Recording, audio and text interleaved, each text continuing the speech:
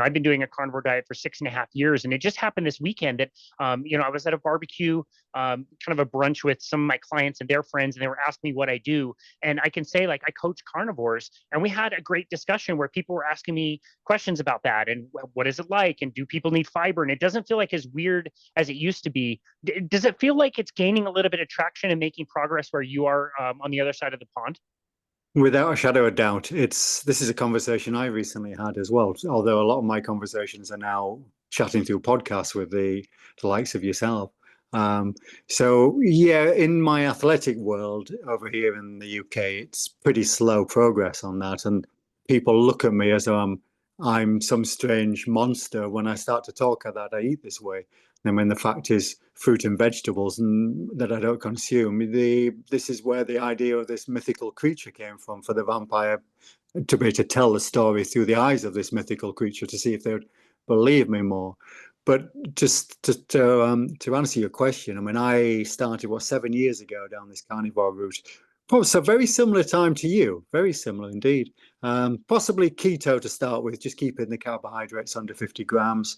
And then after a while, you start to think, well, why not full carnivore? Why not cut those carbohydrates down to zero and just see what happens?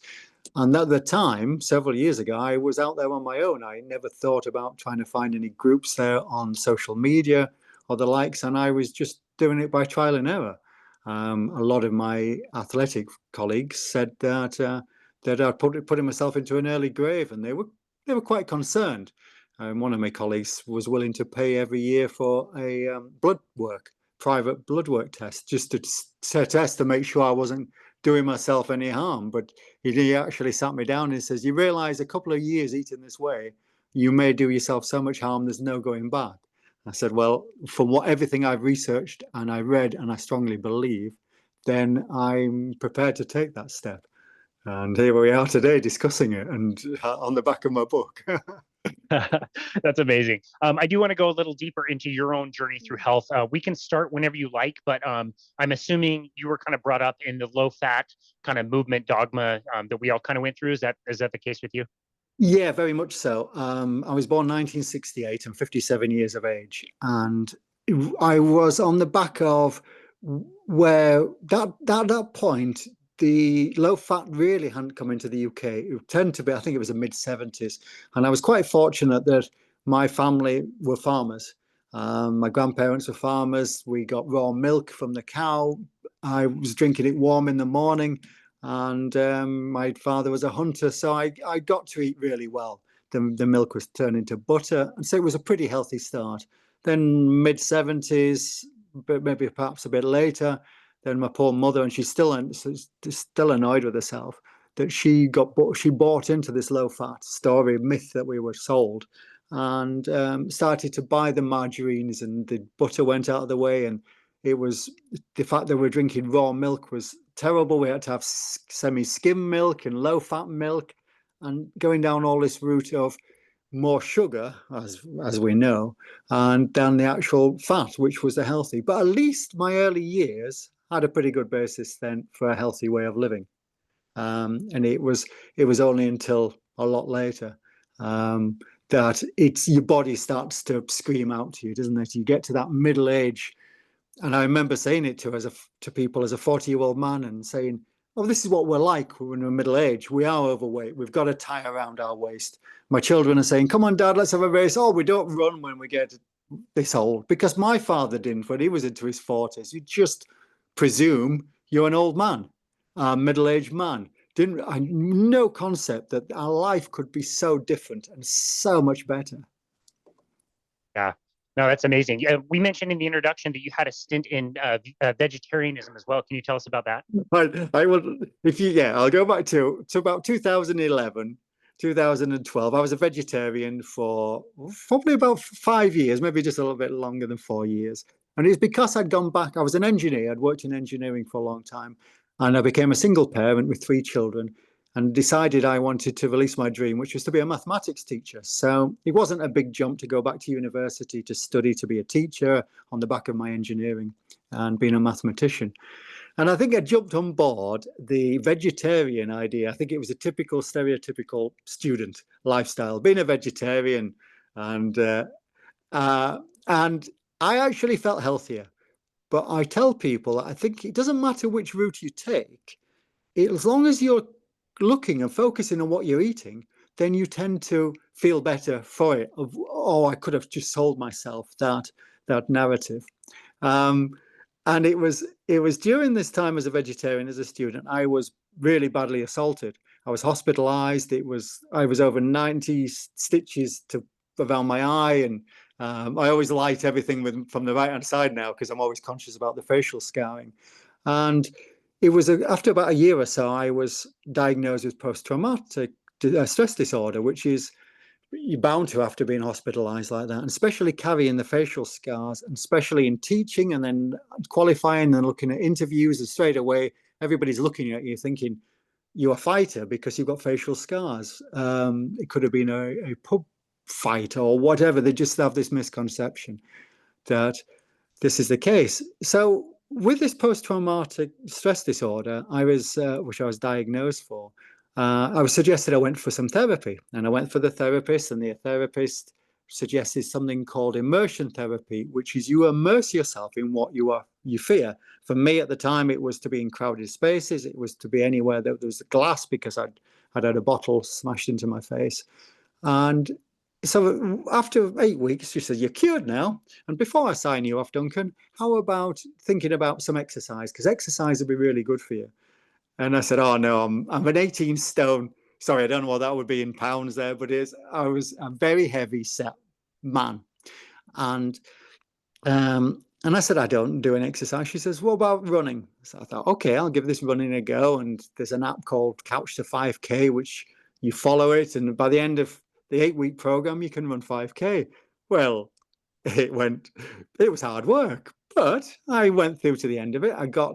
And I enjoyed the 5K, and then I started to do it a little bit more, and I got my daughter involved, and we went to the local park runs here in the UK, which had just started. And I was slow, but it didn't matter. It's not about speed. It's not about time. Then I joined a running club and ran a little bit more, but never been as fast as the others. And then the next thing people suggest is, how about running a marathon? Well, I never thought about this marathon, but it planted the seed. And so I started to do 10Ks, and maybe half marathon was a maximum. But what I couldn't get over was always chasing that energy, that everybody was grabbing the gels and, oh, take a gel every 20 minutes and train your body to take as much carbohydrate as you can. And this because being a scientific mind, I kept thinking, this cannot be right. We can't just keep taking carbohydrates every 20 minutes and trying to carbohydrate load. And then I saw my colleagues that had intestinal issues as they were running. I mean, you'll have seen the videos there of marathon runners when they're having to run to the toilet at the side of the road and worse.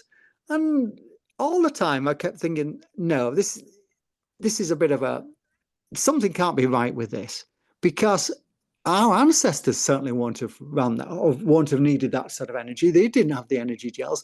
The times that people are running weren't much different to they were running 30, 40 years ago without these gels.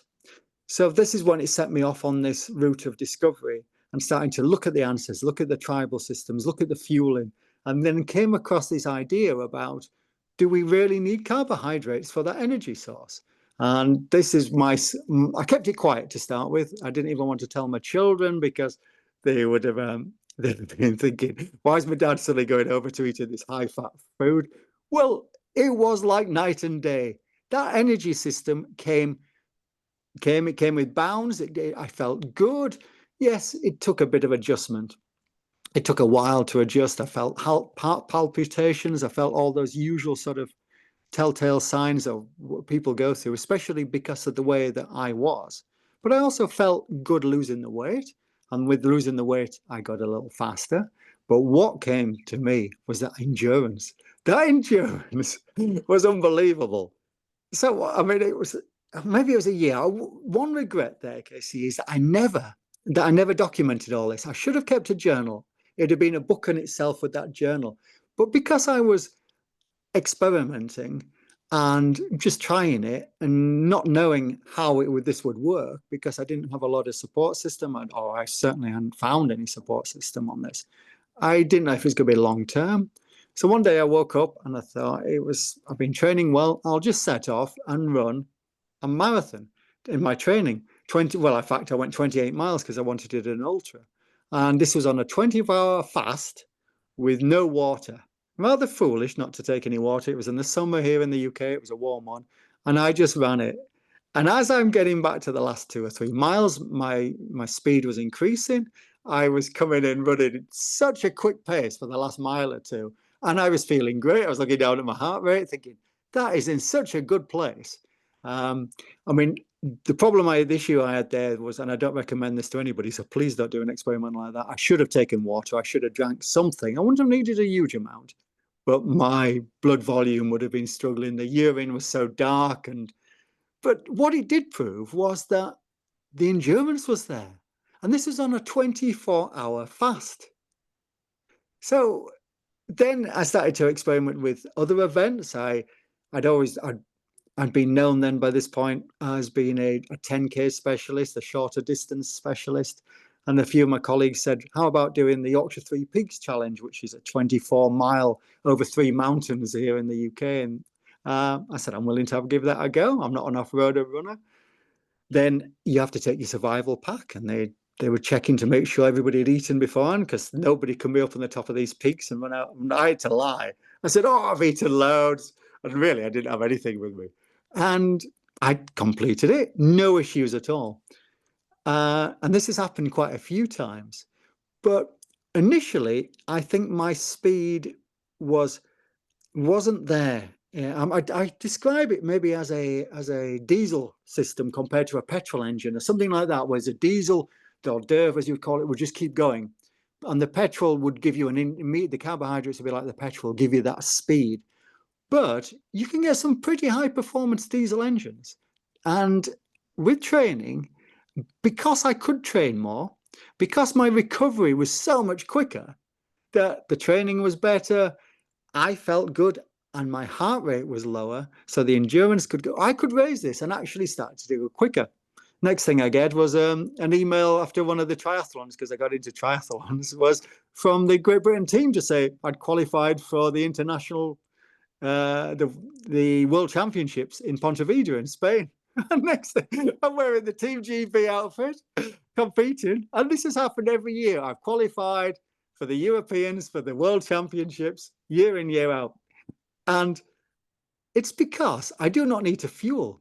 I don't need to stop. I don't need to take anything on board. I don't even take water for some of these events. So sorry, I keep talking there. I'll give you a chance to ask any questions.